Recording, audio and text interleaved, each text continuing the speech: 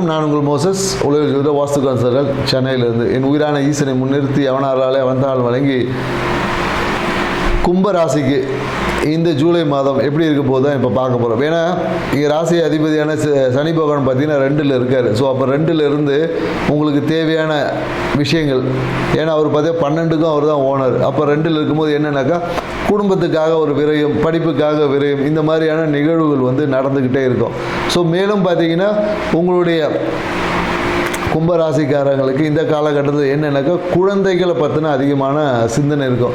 குழந்தைகளுக்கூட மன மகிழ்ச்சிக்காக, குழந்தைகளோட எதிர்காலத்துக்காக இந்த காலகட்டத்தில் நிறைய விஷயங்கள் செய்யும். மனதில் வந்து குழந்தை பற்றின எண்ணம், இல்லை குழந்தைக்காக, குழந்தை இல்லைன்னா குழந்தைக்காக சில விஷயங்கள் இப்போ இந்த காலத்தில் குழந்தை பாக்கியம் என்பது இருக்குது.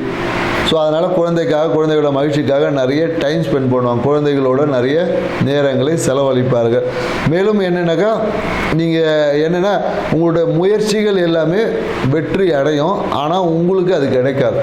ஸோ குறிப்பாக இந்த விஷயம் என்னக்கா அவிட்டம் 1ஆம் பாதம் 2ஆம் பாதம் இருக்குது பார்த்தீங்கன்னா நீங்கள் எடுக்கக்கூடிய முயற்சிகள் அனைத்தும் வெற்றி அடைகிற மாதிரி இருக்கும். என்ன சொல்லலாம், பல நழுவி பாலில் விழும், அது நழுவி கீழே விழுந்த கதையாக தான் இருக்கும். ஸோ அதனால் இந்த மாதத்தை மட்டும் நீங்கள் தவிர்த்துக்கிட்டீங்கன்னா அடுத்த மாதம் உங்களுக்கான விஷயமா இருக்கும். ஸோ இந்த மாதத்தில் எந்த ஒரு முயற்சிகளில் பலன்களை எதிர்பார்ப்பதை கொஞ்சம் தவிர்த்துக்கணும். குறிப்பாக அவிட்ட நட்சத்திரக்காரங்க 3-4 பாதம் உள்ளவர்களுக்கு இந்த காலகட்டம் அவ்வளோ ஃபேவராக இல்லைன்னு சொல்ல முடியாது. ஏன்னா இந்த காலகட்டம் கிடைச்சாலும் அது முழுமை பெறாத ஒரு விஷயமா இருக்கும். ஸோ இது அடுத்த மாதம் முழுமை பெறும். ஸோ அதனால் இந்த காலகட்டத்தில் அது எதிர்பார்ப்புகளை குறைத்து கொள்வது நல்லது. ஆனால் சதய நட்சத்திரக்காரங்க பார்த்தீங்கன்னு வச்சுங்க எப்படி இருப்பாங்கன்னா, தான் தான் இப்போ ராஜான்ற நினப்பில் அப்படியே வந்து சுற்றிட்டு இருப்பாங்க. ஸோ மேலும் என்னென்னாக்கா சதய நட்சத்திரக்காரங்களுக்கு இந்த காலகட்டம் இந்த மாதம் எப்படி இருக்க போகுதுன்னா மிகுந்த அற்புதமான மாதம். தொட்டதெல்லாம் சக்ஸஸ், எங்கே போனாலும் நல்ல வரவேற்பு, எங்கே போனாலும் பொருளாதார முயற்சி சார்ந்த விஷயமா உடனடியே கிடைக்கும். மேலும் இனி என்ன முயற்சிகள் எடுத்தாலும் உடனடியாக அதை நிறைவேற்றி கொடுக்கக்கூடிய ஒரு விஷயமாக இருக்குது. அதனால் சதய நட்சத்திரக்காரங்க எந்த ஒரு விஷயத்துக்காகவும் இந்த மாதம் இல்லை, அவங்களுக்கு இந்த வருடம் ஃபுல்லாகவே சிறப்பாக இருக்குன்னு சொல்ல முடியும். ஆனால் இவங்க கவனமாக இருக்க வேண்டியது என்னன்னாக்கா மனதில் வந்து ஓவர் கற்பனை கோட்டையை கட்டிட்டு அந்த கற்பனைக்குள்ளே சிக்கி நீங்களே சின்ன பின்னம் ஆகிடாமல் இருந்தீங்கன்னா ஓகே.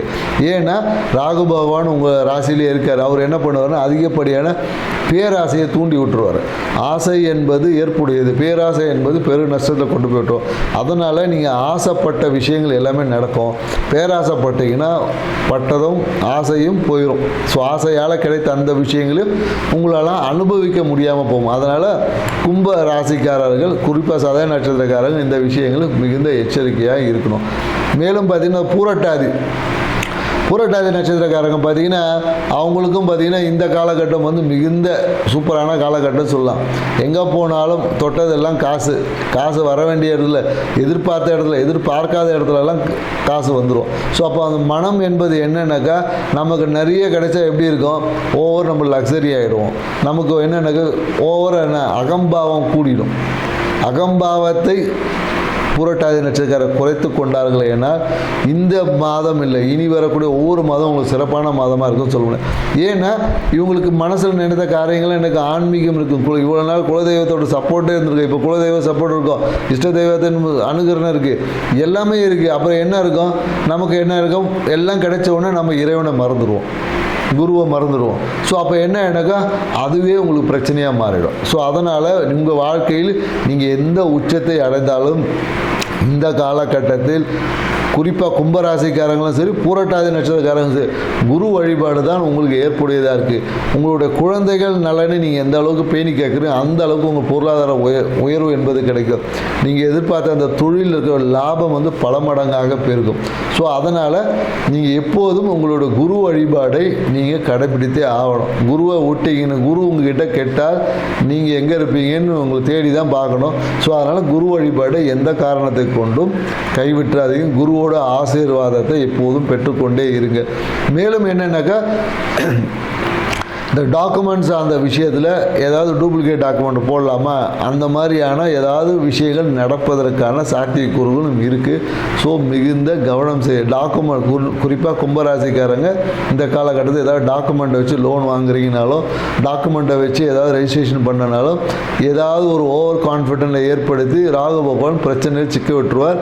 டாக்குமெண்ட்ஸ் அந்த விஷயத்தில் கும்பராசிக்காரர் மிகுந்த எச்சரிக்கையோடு இருங்க.